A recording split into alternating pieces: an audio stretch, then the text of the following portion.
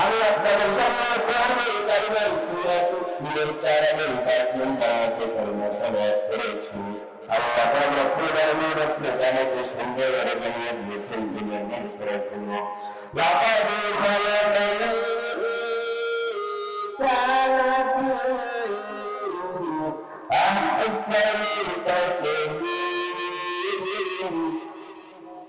যারা কোরআনটাকে পরিপূর্ণভাবে মেনে নিয়েছ, আমি তাদেরকে উত্তম জাতি হিসাবে সৃষ্টি করেছি, উত্তম সৃষ্টিকারী হিসাবে সৃষ্টি করেছি। আমি আল্লাহ রাব্বুল আলামিনের জন্য আমি বলেছি, মানুষকে আমি অনেক মায়া করে সৃষ্টি করেছি, আমি মানুষকে অনেক মায়া করে সৃষ্টি করে তাদেরকে মুক্ত করতে পারি না, তাদেরকে অবহিত করতে পারি না, তাদেরকে দেখতে পারি না। এই জন্য আমি আল্লাহ রাব্বুল আলামিন মানুষকে সৃষ্টি করেছি উত্তম জাতি হিসাবে, উত্তম সৃষ্টিকারী হিসাবে বলেছেন। আর একটু বলে বলেন কে বলেছেন? আল্লাহ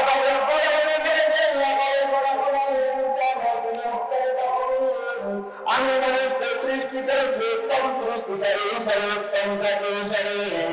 তাহলে আপনারা সাক্ষ্য দিয়েছেন আল্লাহর কোরআন সত্য, আল্লাহর কোরআনের কথা সত্য। তাহলে একটু কোরআনের মধ্যে ভুল হয়ে যায়, কোরআনের মধ্যে যদি ভুল কথা এসে যায়, তাহলে আপনারা কি মন খারাপ করবেন? আর একটু জোরে বলেন, মন খারাপ করবেন? মন খারাপ করার কোনো কারণ নাই। আল্লাহ তাআলা কোরআনের সূরা 4 নম্বর আয়াতে বলেছেন, আমি মানুষকে সৃষ্টি করেছি উত্তম সৃষ্টিকারী হিসাবে। সূরা 7 নম্বর আয়াতে বলেছেন,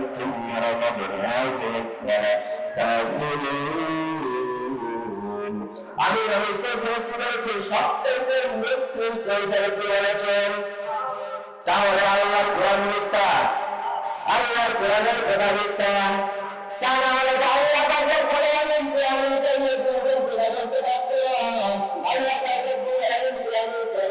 সূরা 33 প্রথম নম্বর আয়াতে জনাব হযরত মাওলানা আব্দুল সাত্তার, অধ্যক্ষ জিল্লা কামিল মাদ্রাসা কুমার, আজকের এই মাহফিলের সম্মানিত সভাপতি, বিশিষ্ট শিক্ষাবিদ জনাব মোহাম্মদ গোলাম আজম, প্রভাষক Silahati girls school and college Chilahati, আজকের এই মাহফিলের দিনদার পরেশগার মুত্তাকি ভাইরা এবং পর্দার অবস্থাশীলা সম্মানিত মা এবং বোনেরা,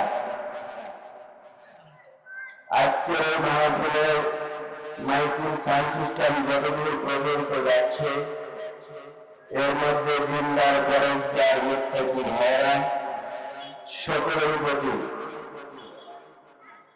আন্তরিক মোবারকবাদ জানিয়ে সালাম বিনিময় করছি। আসসালামু আলাইকুম ওয়া রাহমাতুল্লাহি ওয়া বারাকাতুহু।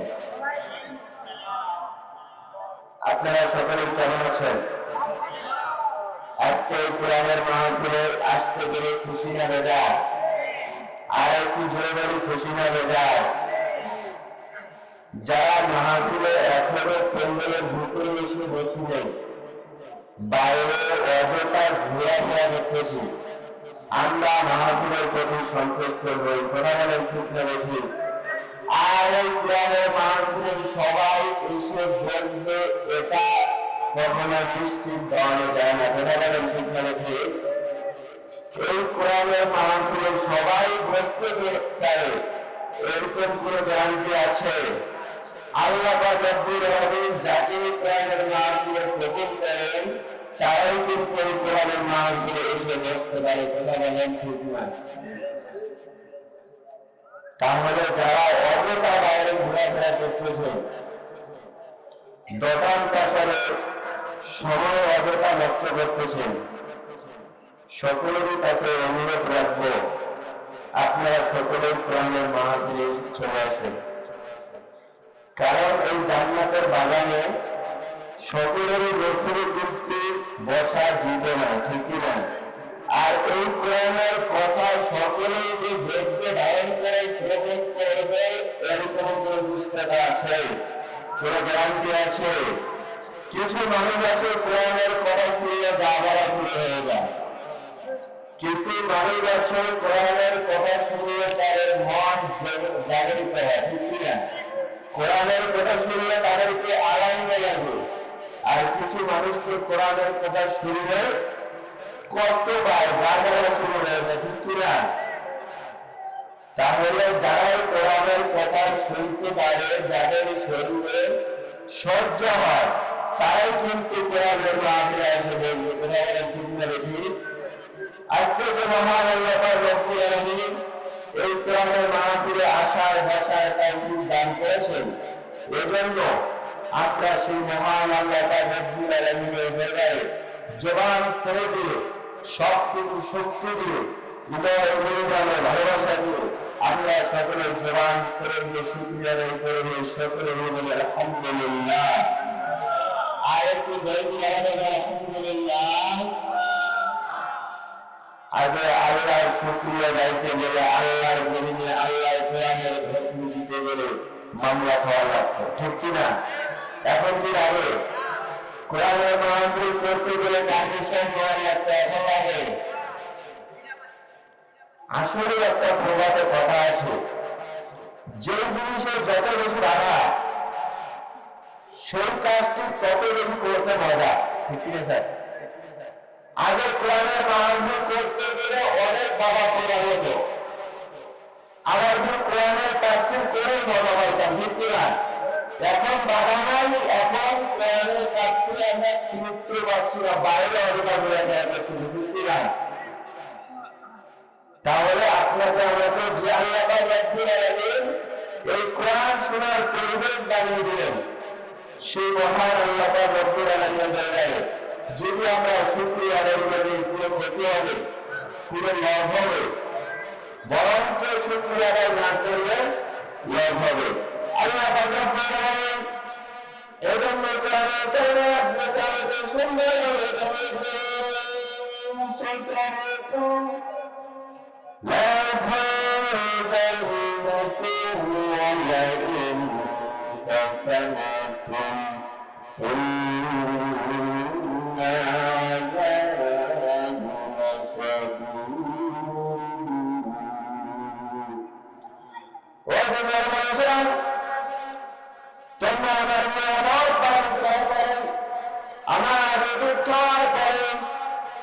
আমি আল্লাহ পাক রব্বুল আলামিনের শুকরিয়া আদায় না করে তাহলে আমি আল্লাহ পাক রব্বুল আলামিন তোমাদেরকে সুন্দরভাবে কোরআনুল কারীমে জানিয়ে দিয়ে দিলাম। আমি আল্লাহ পাক রব্বুল আলামিন নিয়ামতগুলিতে তোমাদের রিজিকগুলিতে আমি আল্লাহ পাক রব্বুল আলামিন আস্তে আস্তে করে ফিরিয়ে নিয়ে নেব। তাহলে আপনার আমার নিয়ামতের দরকার আছে না নাই? আছে না নাই? যদি আল্লাহ পাক রব্বুল আলামিন আপনাকে নিয়ামত না দেয়, আপনি আমি দুনিয়া থেকে চলতে পারবো? আপনার আমার রিজিকের ফয়সালা করেন কে? আল্লাহ। তাহলে শুকরিয়া আদায় করার দরকার আছে না নাই? আল্লাহ পাক রব্বুল আলামিন জানিয়ে দিলেন দুনিয়া মানুষের শুরু, তোমরা যদি আমি আল্লাহ পাক রব্বুল আলামিনের নিয়ামত পান করার পরে আমি আল্লাহ পাক রব্বুল আলামিনের রিজিক খাওয়ার পরে যদি আমি আল্লাহ পাক রব্বুল আলামিনের শুকরিয়া আদায় করতে তাহলে আমি আল্লাহ পাক রব্বুল আলামিন তোমাদেরকে জানিয়ে দিয়ে দিলাম, আমি আল্লাহ পাক রব্বুল আলামিন তোমাদের রিজিকগুলিতে তোমাদের নিয়ামতগুলিতে আমি আল্লাহ পাক রব্বুল আলামিন ফিরিয়ে দিয়ে দেব। শুধু তাই নয়, আমার নিয়ামত পান করার পরে আমার রিজিক খাওয়ার পরে আল্লাহ পাক রব্বুল আলামিনের শুকরিয়া আদায় না করার কারণে আমি আল্লাহ পাক রব্বুল আলামিন তোমাদেরকে কঠিন একটি জাহান্নামের আগুন তৈরি করে রেখেছি। আমি আল্লাহ পাক রব্বুল আলামিন তোমাদেরকে কঠিন আযাবের মধ্যে নিক্ষেপ করব কে বলেছেন? আর একটু জোরে বলেন কে বলেছেন? আল্লাহ বলেছেন। তাহলে আপনি কি আযাবে যেতে চান? জাহান্নামে যেতে চান? কোথায় যেতে চান? জান্নাতে যেতে চাই। তাহলে আল্লাহর কোরআন মানার দরকার আছে না নাই? আল্লাহর কোরআনের বিধান মানার দরকার আছে না নাই? আল্লাহর শুকরিয়া দেওয়ার দরকার আছে না নাই? আর একটু জোরে বলেন আছে না নাই? বিপদে থাকলে শুকরিয়া হবে কার? অসুস্থ থাকলে শুকরিয়া হবে কার? রোগে থাকলে শুকরিয়া হবে কার? কষ্টে থাকলে শুকরিয়া হবে কার? তাহলে এই জন্য আজকে আমরা কোরআনের মাহফিল আসতে পেরে কোরআনের কোরআনটা পড়লে স্মরণ করে দিচ্ছি। আমরা কি আল্লাহর শুকরিয়া না করতে পারি? কথা বলেন পারি? তাহলে আবার সুবহানাল্লাহ রাব্বুল আলামিনের দরবারে শুকরিয়া আদায় করে দিন। সকলে বলুন আলহামদুলিল্লাহ। মানবতার মুক্তির বিষয়ের ইজ্জত করে কি করি? আপনার আমার সমাজের কান্ডারে গুনার মাধ্যমে আপনার আমার জীবন দেওয়ার জন্য একটি সংবিধান রয়েছে, সেই সংবিধানটি ঘাটতি। আর একটু জোরে বলেন সংবিধানটির নাম কি? আল কোরআন। কোরআন অনুযায়ী চললে আল্লাহ রাব্বুল আলামিন বলেছেন দুনিয়াতে শান্তি, পরকালে মুক্তি করে দিবেন। শুধু মুক্তি নয়, আল্লাহ রাব্বুল আলামিন কোরআনের কারণে আপনাকে আমাদের সুন্দর আল্লাহ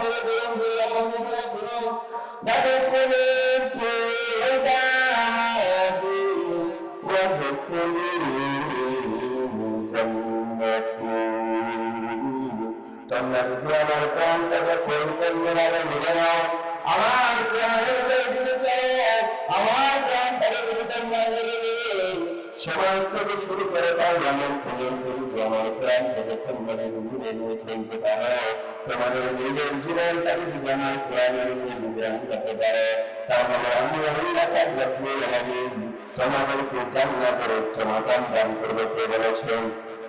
আর একটু জোরে বলেন কে বলেছেন? আল্লাহ বলেছেন এরকম একটি হিদায়াতের কিতাব পেয়েছি যেটার মাধ্যমে সেই মহান নেতার দরবারে আল্লাহ সংক্ষিপ্ত দরুদ সালাম পাঠ করে সকলে মিলবেন সাল্লাল্লাহু আলাইহি ওয়াসাল্লাম। সম্মানিত আল্লাহ পাক রব্বুল আলামিন যে কিতাব আপনাকে আমাকে দিয়েছেন, যে গ্রন্থ আপনাকে আমাকে দিয়েছেন, আপনারা সকলে জায়েজ করে দিলেন। কোরআনুল কারীমের মধ্যে কি কোনো ভুল আছে? আর একটু বলে বলেন কোনো ভুল আছে? তার কোনো সন্দেহ আছে? নাই। তাহলে কোরআনুল কারীমের মধ্যে যদি কোনো সন্দেহ না থাকে, কোরআনুল কারীমের মধ্যে যদি কোনো ভুল না থাকে, তাহলে আপনার আমার সমাজে আজকে কোরআন মেনে নিতে সমস্যা কোথায়? আজকে আপনার আমার সমাজ কি কোরআন দিয়ে চলে? আপনার আমার এলাকায় কি কোরআনের আইন দিয়ে চলে? আপনার আমার সমাজ বাংলাদেশ কি কোরআনের আইন দিয়ে চলে? তাহলে কোরআনের মধ্যে কোনো সন্দেহ নেই। নিঃসন্দেহ কিতাব থেকে আপনাকে আমাকে মেলানোর দরকার আছে না নাই? আর একটু জোরে বলেন আছে না নাই? আপনাদের চূড়ান্ত বাজারে গোলাম আজম স্যারের দোকানে ওষুধের দোকানে একটি ওষুধের ডোজ দেওয়া হয়েছে। এই ওষুধটি কি আপনাকে কিনবেন? আপনার আজকে অনেক সর্দি লেগে গিয়েছে, এই শীতের কারণে উপর আবশ্যক দিয়েছে, অত্যন্ত জ্বর, অত্যন্ত রোগে আক্রান্ত আপনি হয়ে আছেন। ডক্টরের কাছে গেলেন, ডক্টর আপনাকে প্রেসক্রিপশন করে দিল, আপনাকে ওষুধ লিখে দিল। আপনি স্যারের দোকানে আসলেন, স্যারের দোকানে আসার পরে বললেন স্যার আমাকে ওষুধটা দেন। স্যার তো অবশ্যই ওষুধ দিল, ঠিক কিনা? দিবে কি দিবে না? দিবে। দেওয়ার পরে স্যারের দোকানে আমার এই ওষুধের হয়ে গিয়েছে, এই ওষুধটি যদি আপনি খান তাহলে অবশ্যই আপনার সমস্যা হবে, যতটুকু রোগ আছে আবার বৃদ্ধি পাবে। তাহলে বলেন তো আপনি কি সেই ওষুধটা কিনবেন? আর একটু ধরে বলেন কিনবেন? আর যদি সেই ওষুধের ডেট যদি থেকে যায় তাহলে অবশ্যই আপনাকে আমাকে কিনতে হবে। কথা বলেন ঠিক হবে? সেই ওষুধ খেলে আপনার আমার রোগ সারবে, এরকম কোন নিশ্চয়তা আছে? কথা বলেন আছে? কিন্তু কমবে এরকম নিশ্চয়তা, ঠিক কিনা?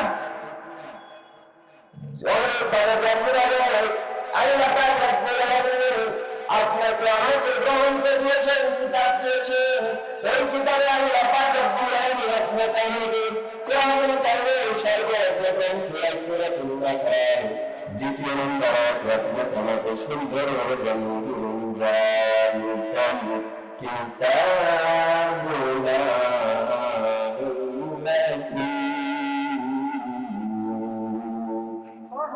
আমি আল্লাহ পাক রব্বুল আলামিন তোমাদেরকে যে কিতাব দিয়েছি, যে গ্রন্থ দিয়েছি, এই কিতাবের মধ্যে কোনো ভুল নাই।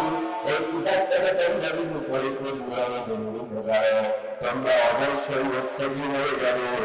আর আমি আল্লাহ পাক রব্বুল আলামিন এই কোরআনটা মুত্তাকিদের জন্য পাঠিয়েছি, হুদাল লিল মুত্তাকিন। আমি আল্লাহ পাক রব্বুল আলামিন এই কিতাবটা মুত্তাকিদের জন্য পাঠিয়েছি। এই কিতাবটা যারা মেনে নেবে, সমস্ত কিছু করে একটু পর্যন্ত যারা কিতাবের আইনকে পালন করবে, কবুতার চেষ্টা করবে, কোরআনের পক্ষে থাকবে, কোরআনের দিকে করবে, কোরআনের আন্দোলন করবে, কোরআনের দিকে একবার কোরআনের আল্লাহ পাক রব্বুল আলামিন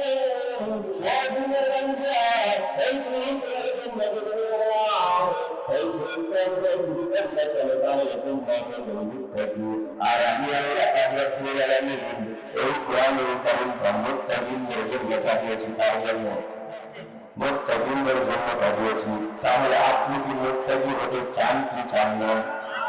আর একটু বলে বলেন, চান কি চান না? যারা কোরআনের আজ্ঞা দিচ্ছেন, যারা একটা করে আছেন, যারা কোরআনের নবীর বন্ধকে আপনি করতেছেন, যারা আমাদের সম্মান করতেছেন, যারা আলমদেরকে কষ্ট দিচ্ছেন, কোরআনের মাহফিলের বিরোধিতা করতেছেন, তারা কি অবশ্যই মুত্তাকি হওয়ার চিন্তাধারা করতেছে কি? কথা বলেন, করতেছেন? তাহলে তারা কি মুত্তাকি হতে পারবে? আল্লাহ পাক রব্বুল আলামিন আপনাকে আমাকে যে কিতাবটি দিয়েছেন, যে গ্রন্থটি দিয়েছেন, এই গ্রন্থটির সর্বপ্রথম সূরাটির নাম কি? সূরাতুল বাকারা। কি নাম? সূরাতুল বাকারা। বাকারা আমরা একটু গাড়ি, আপনার আমার এলাকার ভাষায় গরু, তাই না স্যার? গরু। আল্লাহ পাক রব্বুল আলামিন যে কিতাবটি দিয়েছেন, যে গ্রন্থ দিয়েছেন, যে কোরআনুল কারীম দিয়েছেন, এই কোরআনুল কারীমের শেষের সূরাটির নাম কি? আর একটু বলে বলেন তো। সূরাতুন নাস। নাস মানে কি? মানুষ। আল্লাহ পাক কোরআনুল কারীমের শেষের সূরাটাকে সামনে এনে দিত, আর প্রথমের বাকারা সূরাটাকে নিয়ে দিতে শেষের সূরাটি কি নাম? আচ্ছা বলেন তো, গোটা কোরআনুল কারীমের মধ্যে কোন সূরাটি সবচেয়ে বড়? সূরা বাকারা। তাহলে আল্লাহর ছোট দিক থেকে শুরু করে বড়রা শেষে নিয়ে রাখতে কি রাখতে না? আল্লাহ পাক রব্বুল আলামিন আপনাকে আমাকে সুন্দর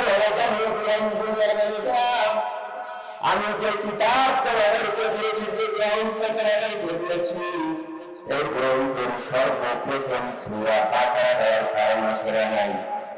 আর একটু বড় বড় মাত্রা নাই। শেষের দিকে সূরাতুন নাস দিয়েছেন, মানুষ ভয়টা সূরা দিয়েছেন, এই সূরাটির দেওয়ার কারণ আসলে নাই। আল্লাহ পাক রব্বুল আলামিন বললেন, দুনিয়ার মানুষেরা এই দুটি সূরা দুই ভাগে বিভক্ত করার কারণ কি? তোমরা কি শুনতে চাও? আমি আল্লাহ পাক রব্বুল আলামিনের জন্য কোরআনুল কারীমের দুই দিকে দুটি সূরা দিয়েছি। সর্বপ্রথম সূরা দিয়েছি সূরাতুল বাকারা, শেষের সূরাটি দিয়েছি সূরাতুন নাস। দিয়েছি কারণে তোমরা কোরআনটাকে মেনে নাও, তাহলে তোমরা বুঝাইলেন তোমরা অবশ্যই মালিক হয়ে যাবে। যেমন সূরা বত্রিশের দুটি আয়াতে কালিমা আমি তালাক করেছি, দুটি আয়াতে কালিমার মধ্যে এই আলোচনাটি আসবে। আল্লাহ পাক রব্বুল আলামিন আপনাকে আমাকে জানিয়ে দিলেন, দুনিয়ার মানুষেরা কোরআনুল কারীমের সর্বপ্রথম সূরা বাকারার পরবর্তী একটাই, তোমরা কোরআন নাম করুন, কোরআনের একটি কোরআন, কোরআনুল কারীম কোরআনের আইন কতটা মানুষ প্রভাব করতে পারে না, কোরআনের আন্দোলন করতে চায় না, কোরআনের বিধান পালন করতে চায় না, কোরআন তাদের কোরআন আমি আল্লাহ পাক রব্বুল আলামিনের কারণে পুরো দুনিয়াটা করে দিয়েছি। তোমরা এখনো রয়েছে ঘরে মার্কা মুসলমান কি মার্কা, আর একটু করে বলো কি মার্কা, যদি মার্কা মুসলমান রয়েছে তোমাদের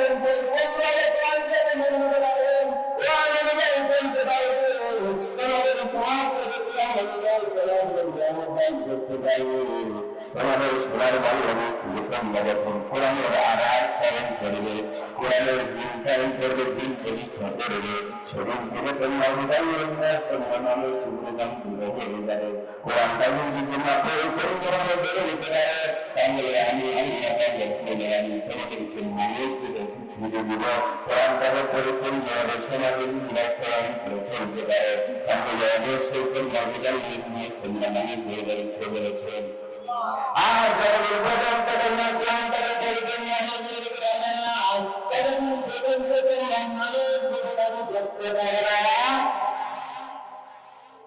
আমি আপনাদের সামনে কোরআনের কালিমার সুরের 4 এবং 5 নম্বর আয়াতে পরিণত করেছি। আল্লাহ পাক রব্বুল আলামিন আপনাদেরকে সুন্দরভাবে জানিয়ে দিয়েছেন দুনিয়ার মানুষের জন্য লাকাদ খালাকাল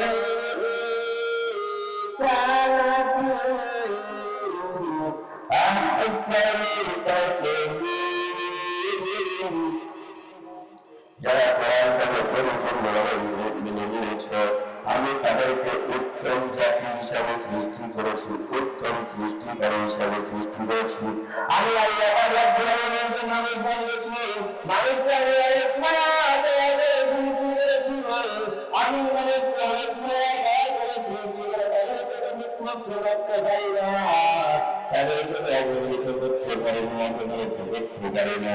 এই জন্য আমি আল্লাহ পাক রব্বুল আলামিন মানুষকে সৃষ্টি করেছি উত্তম জাতি হিসাবে, উত্তম সৃষ্টিকারী হিসাবে বলেছেন। আর একটু বলে বলেছেন আল্লাহ পাক রব্বুল আলামিন বলেছেন, আমি মানুষকে সৃষ্টি করেছি উত্তম সৃষ্টিকারী হিসাবে, উত্তম জাতি হিসাবে। তাহলে আপনারা সাক্ষ্য দিয়েছেন আল্লাহর কোরআন সত্য, আল্লাহর কোরআনের কথা সত্য। তাহলে একটু কোরআনের মধ্যে ভুল হয়ে যায়, কোরআনের মধ্যে যদি ভুল কথা এসে যায়, তাহলে আপনারা কি মন খারাপ করবেন? আর একটু জোরে বলেন, মন খারাপ করবেন? মন খারাপ করার কোনো কারণ নাই। আল্লাহ পাক রব্বুল আলামিন সূরা ইসরার 4 নম্বর আয়াতে বলেছেন, আমি মানুষকে সৃষ্টি করেছি উত্তম সৃষ্টিকারী হিসাবে। সূরা ইসরার 7 নম্বর আয়াতে বলেছেন,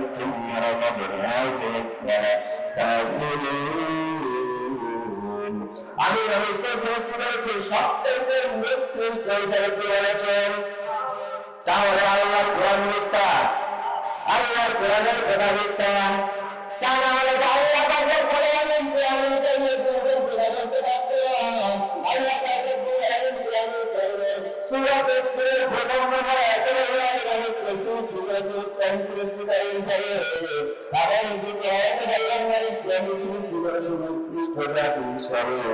নিকৃষ্ট সৃষ্টিকারী হিসাবে। তাহলে আল্লাহর কথা দুই রকম হলো কি হলো না? আর একটু জোরে বলা হলো কি হলো না?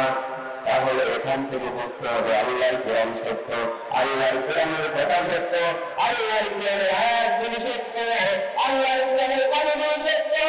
তাহলে আপনার মধ্যে যারা মানুষদের দাবি বর্তমান দাবি করে ইমান দাবি করে, তাহলে আমাদের মধ্যে ভেজা আছে লড়াই। আর একটু করে বলেন ভেজা আছে লড়াই। আল্লাহ পাক রব্বুল আলামিন আপনাদেরকে জানিয়ে দিলেন দুনিয়ার মানুষেরা শোনো, আমি যখন মিথ্যা করে বলি, আমি যখন মিথ্যা করে হতে পারে না। আমি আল্লাহ পাক রব্বুল আলামিন সত্য করে বলি, কোরআন সত্য, আমার কোরআনের বাণী সত্য। যারা আমার কোরআনটাকে পরিপূর্ণ মেনে নিতে পারে না, তারা কখনো উত্তম সৃষ্টিকারী হতে পারবে না। যারা কখনো আমার কোরআনটাকে পরিপূর্ণ মেনে নিতে পারেনি, তারা কখনো উত্তম জাতি হিসাবে দাবি করতে পারে না। যারা আমার কোরআনের কথা শোনে, যারা আমার কোরআনের কথা বলে, যারা আমার কোরআনের আন্দোলন করে, আমার কোরআনের যারা আমার কোরআনটাকে মেনে ফেরাই চেষ্টা করে, সমাজে কোরআনের রাত করার মুখে যেটা করো এটা করা চিন্তা চেতনা করো, আমি আল্লাহ পেলাম তারা অবশ্যই উত্তম সৃষ্টি করে। আর যারা কোরআনের আইনের বিরোধিতা করে,